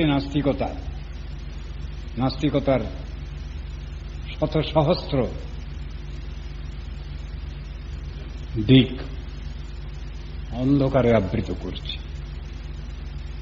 এই অবস্থায় শুদ্ধ জীবাত্মার আত্মস্বরূপ জিজ্ঞাসায় বাধাপ্রাপ্ত হচ্ছে এবং সে কি করবে, তার প্রকৃত সাধন ভজন কি, তার আত্মজিজ্ঞাসা কি, তার উপরওয়ালা কি, ঠিক এই সব প্রশ্নের মীমাংসা হচ্ছে না। সেই জন্যই মায়াবাদের বিরুদ্ধে জিহাদ ঘোষণা। মায়াবাদ মানেই এই পৃথিবীতে যত রকম ধরনের নাস্তিকতা আছে, মায়াবাদের মধ্যে সবটাই আছে, সবটাই অনুচ্যুত, যত প্রকার নাস্তিকতা। সেই মায়াবাদ যদি বিদূরিত না হয়, তাহলে শুদ্ধ জীবাত্মার স্বরূপ জিজ্ঞাসার ব্যাঘাত হয়, শুদ্ধ জীবাত্মার স্বরূপ প্রকাশে বাধা আসে। এই জন্যই সাধুগুরু বৈষ্ণবের আচার্যবর্গের মায়াবাদের বিরুদ্ধে জিহাদ ঘোষণা। আজকাল এসব চিন্তাভাবনা উঠে গেছে, দার্শনিক বিচার জগতে রয়েছে। দর্শনও দুই রকম, আস্তিক্য দর্শন, নাস্তিক্য দর্শন। মানুষ সবই আজকাল গুলিয়ে ফেলছে, সবটাকেই তারা ভালো বলে মেনে নিতে চাচ্ছে, অর্থাৎ বিষ এবং অমৃত দুটাকেই তারা একই বলতে চাচ্ছে। শাস্ত্র আলোচনা করতে গেলেও দেখা যায় দুটো দিকে আলোচনা। দার্শনিক জগৎ দ্বিধা বিভক্ত, একটা আস্তিক্য দর্শন, একটা নাস্তিক্য দর্শন। কিন্তু বর্তমান দুনিয়ার অবস্থা এমন হয়েছে, আস্তিক্য নাস্তিক্য দুই দর্শনকেই একই পর্যায়ে ফেলছেন আজকালকার বিশেষ মস্তিষ্কওয়ালা ব্যক্তিগণ। আশ্চর্য লাগে, যারা ভগবানকে স্বীকার করছেন তারাও যা, আর ভগবানকে যারা অস্বীকার করছেন তারাও তাই। এই কথা বর্তমান নাস্তিক্য দর্শন জগৎ দেখাতে চাচ্ছেন, কিন্তু থিওরিটা সম্পূর্ণই ভুল। ভালো মন্দের বিচার যেখানে এক, সদসৎ বিচার যেখানে এক, আসুর ভাব দৈবী ভাব যখন এক, ঠিক এই জিনিসই বর্তমানে বাজারে চলছে। গীতা ভাগবত আলোচনা করলে আমরা সেটা দেখছি না। কৃষ্ণ নিজেই বলছেন অর্জুনকে, তার প্রিয় সখা অর্জুনকে বলছেন, দেখো অর্জুন, জগতে দুই রকম লোক আছে, দৌভূত স্বর্গ লোকেস্মিন দৈব আসুরৈব। বিষ্ণু ভক্ত ভবেদ দৈব আসুরস্তদ বিপর্যয়। যারা ভগবত ভক্ত তারা হইল দৈবীভাবাপন্ন, আর এর বিরোধী যারা, তারা হল আসুরিক জন, নাস্তিক ব্যক্তি। তারা আস্তিক আর নাস্তিক দুই এক পর্যায়ভুক্ত কখনো হতে পারে না, হওয়া উচিত নয়। কিন্তু বর্তমান যে নাস্তিক্য দার্শনিক জগৎ, এরা সবটাকেই একই বিচারের মধ্যে ফেলে দিতে চাচ্ছেন। কিছুক্ষণ আগেই শুনলাম আমাদেরই একজন গুরুবর্গের মধ্যে পূজ্যপাদ শ্রীমৎ ভক্তি সর্বস্ব গিরি মহারাজ আমার গুরুপাদ পদ্মের কাছে আসছিলেন। তিনি বলতে বলতে আসছেন, কেশব তুয়া জগত বিচিত্র। আমার গুরুপাদ পদ্ম বলছেন, কেশবের মাথায় কে? কেশব গিরি ধারণ করেছিলেন, সেই কথাটা বলে তাকে সম্মান প্রদর্শন করলেন। কেশব তুয়া জগত বিচিত্র যে কীর্তনটা আছে, আমার বলার উদ্দেশ্য সেই সাবজেক্ট ম্যাটারটা। কেশব তুয়া জগত বিচিত্র, করম বিপাকে ভববন ভ্রময়ী এ খলু রঙ্গ বহু চিত্র। নাস্তিক্য দর্শনের কথাগুলো বলে যাচ্ছেন ওই কীর্তনের মধ্যে। কপিল পতঞ্জলি গৌতম কনভোজি জৈমিনী বৌদ্ধ আও এ ধায় সবু বঞ্চক তুয়া ভক্তি বহির্মুখ ঘটাও এ বিষম পরমাৎ। ভালোভাবে কিন্তু নিতে পারেননি পদকর্তা। বলছেন এরা জগৎ বঞ্চক, জগৎকে বঞ্চনা করছেন, জগৎকে প্রকৃত শিক্ষা থেকে বঞ্চিত করেছেন। তা যারা জগৎকে প্রকৃত শিক্ষা, ভগবত শিক্ষা, ভগবত ভজন শিক্ষা থেকে বঞ্চিত করছেন, তাদের ভালো বলবো কি করে? তারপর জগৎ ধ্বংসের কার্যই করছেন। যাতে জগৎ সংরক্ষিত হয়, ঠিক পথে চলে, সেই শিক্ষাটাই তো আমাদের গ্রহণ করতে হবে। জগতে আস্তিক নাস্তিকের সমান কি একই হবে? ভালো মন্দের বিচার থাকবে না? সৃষ্টি আর ধ্বংস দুটো একই হবে? পার্থিব জগতের যতগুলো কথা আছে, দার্শনিক জগতে যতগুলো কথা আছে, সবগুলোই দুই ভাগে ভাগ করা হয়েছে। স্নেহ মমতার কথাই ধরা যাক। স্নেহ মমতা নিয়ে যদি আমরা আলোচনা করি, তাহলে স্নেহ মমতাও দুরকম।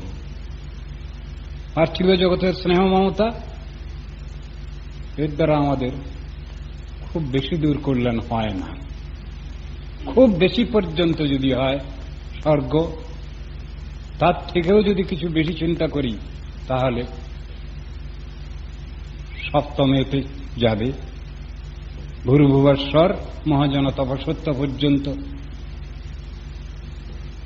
আমরা এই ভূলোকে আছি, বাস করছি।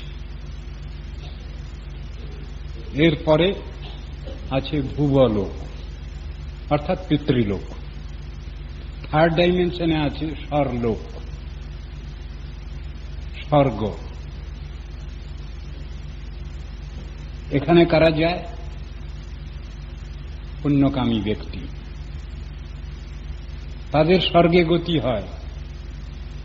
তারপরেই বলছেন, যারা গুরুগৃহ থেকে ব্রহ্মচর্য পালন করেন, গুরুদেবের আদেশ নির্দেশ, শাস্ত্রের আদেশ নির্দেশ নিয়ে চলেন, তাদের গতি পরবর্তী স্টেজে, মহালোকে। তারপরে বলছেন উপকুর্বান বৃহৎব্রতী, সেকশন ভাগ করেছেন, তাদের কেসটা পরে। তারপরে বানপ্রস্থিদের কেস এসেছে, তারপরে সন্ন্যাসীদের। এই পর্যন্ত এক ধরনের ব্যবস্থা। কিন্তু যারা সাধন ভজন করে আরো উন্নততম স্থানে যাচ্ছেন, তাদের গতি বৈকুণ্ঠ গতি, তাদের বিরজার পরপারে। তার ভিতরে আবার ভাগ করা আছে, বৈকুণ্ঠের ভিতরে সেখানে ভাগ করা হয়েছে ঐশ্বর্যপর স্থান। মথুরা, দ্বারকা।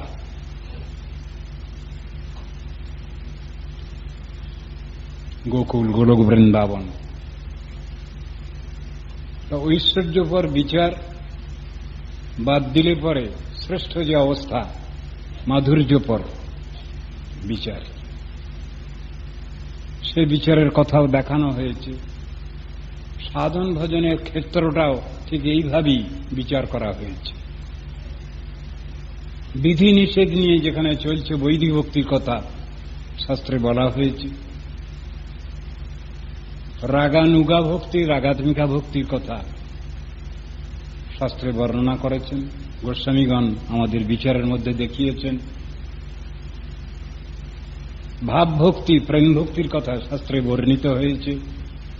গৌড়ীয় বৈষ্ণবগণ বিশেষ করে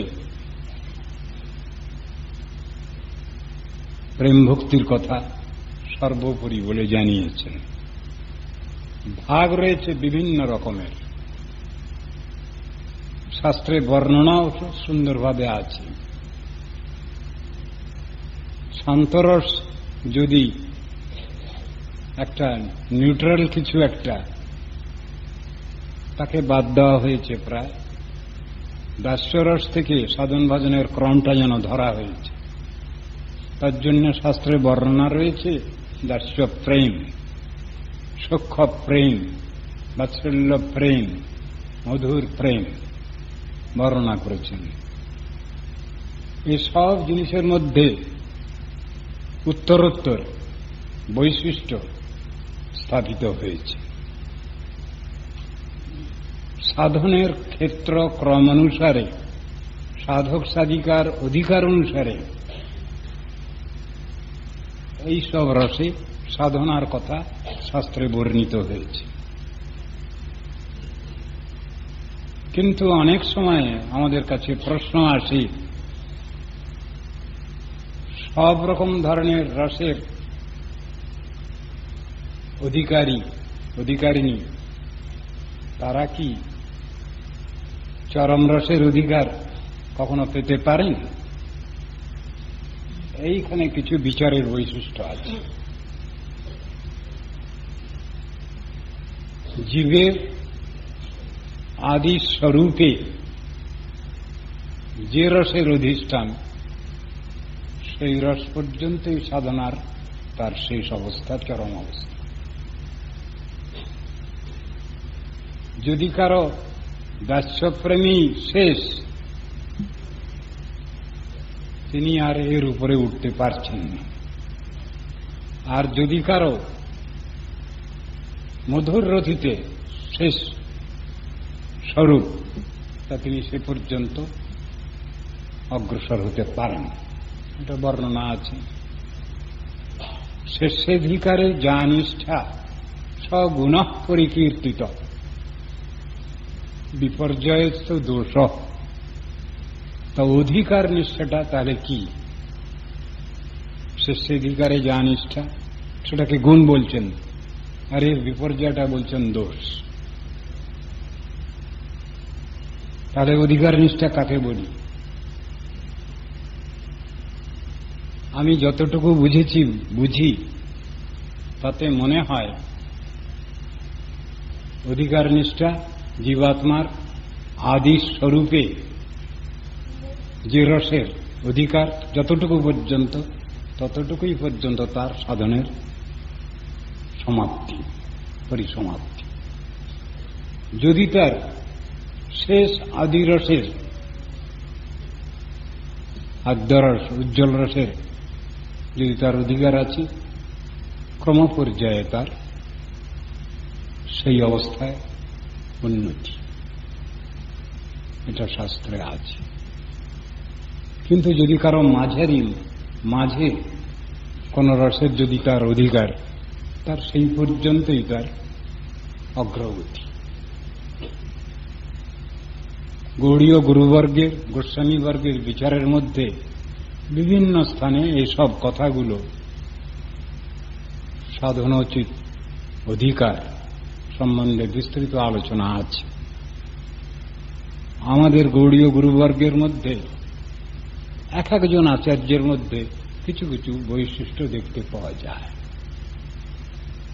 তবে মূলত গৌড়ীয় বৈষ্ণবগণের সাধারণ উপাসনার যে ক্ষেত্রটা, সেটা মধুর রতি পর্যন্তই বলা আছে। এটা আমরা পাচ্ছি আরাধ্য ভগবান ব্রজে শতনয় স্তদ্ধাম বৃন্দাবনম রম্যা কাচিদুপাসনা ব্রজবধূ বর্গেন যা কল্পিতা, এই শ্লোকের মধ্যে পাচ্ছি। ব্রজবধূ বর্গেন যা কল্পিতা, ব্রজবধূগণ যেভাবে সাধন ভজন করেছেন সেটাই আমাদের মূল আদর্শ। অর্থাৎ উন্নত জলরসের কথাই বলছেন এখানে, সেটাকে মেনে নিতে হয়। কিন্তু শেষাধিকারে যে নিষ্ঠা, এই শ্লোকের ব্যাখ্যা যদি আমরা বুঝতে চাই, আমার মনে হয় তখন জীবের আদি স্বরূপেতে যে রসের অধিকার যতটুকু পর্যন্ত, সেই পর্যন্তই একজন সাধক সাধিকা সাধনের দ্বারা অগ্রসর হতে পারেন। ভক্তিবৃত্তিকে কেন্দ্র করে এটা সম্ভবপর, কিন্তু নিত্যসিদ্ধ কৃষ্ণপ্রেম সাধ্য কবু নয়, এটাও বিচারের মধ্যে আনতে হবে। নিত্যসিদ্ধ কৃষ্ণপ্রেম সাধ্য কবু নয়, শ্রবণাদি শুদ্ধ চিত্তে কর এই উদয়, এটাও একটা বিচারের কথা। এই সবগুলো পাশাপাশি রেখে আমাদের বিচার করতে হবে। সব থেকে প্রধান কথা হচ্ছে চরম উন্নতি। এখন চরম উন্নতি সব জীবাত্মার পক্ষে সম্ভব কিনা, এইটা হল বিচারের। যদি কোনো জীবস্বরূপে এই চারটি ক্ষেত্র, দাস্য প্রেম, সখ্য প্রেম, বাৎসল্য প্রেম এবং মধুর প্রেম, এই চারটার যদি সমানভাবে আছে, তাহলে তার সমান অগ্রগতি হবে। তার চরম অবস্থা মধুর রতিতে হবে। কিন্তু কোন জীবাত্মার স্বরূপে যদি মাঝের কোন রসেতে তার শেষ, তাহলে তার চরম প্রাপ্য সেই অবস্থা। সকলেরই একই রকম হয় না, হতে পারে না, এইটাই মনে হচ্ছে এখানে। আপনারা যদি এ সম্বন্ধে সুষ্ঠুভাবে আলোচনা পেয়ে থাকেন, এটা নিয়ে আরো সুদীর্ঘ আলোচনা করা যেতে পারে। আজ এসব নিয়ে আলোচনা হচ্ছে বিভিন্ন ক্ষেত্রেতে, সাধন ভজনের পর্যায়েতে, কিন্তু কোন পর্যায়ে কিভাবে কতটা অগ্রগতি বা তার চরম অবস্থা প্রাপ্তি,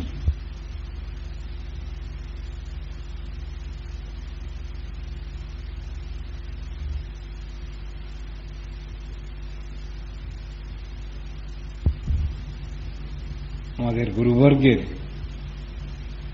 গৌড়ীয় গুরুবর্গের সাধন ভজন পদ্ধতির সঙ্গে অন্য কোন সম্প্রদায়ের কোন সাধন ভজনের পদ্ধতির সঙ্গে মিল হবে না। কোন স্থানে তারা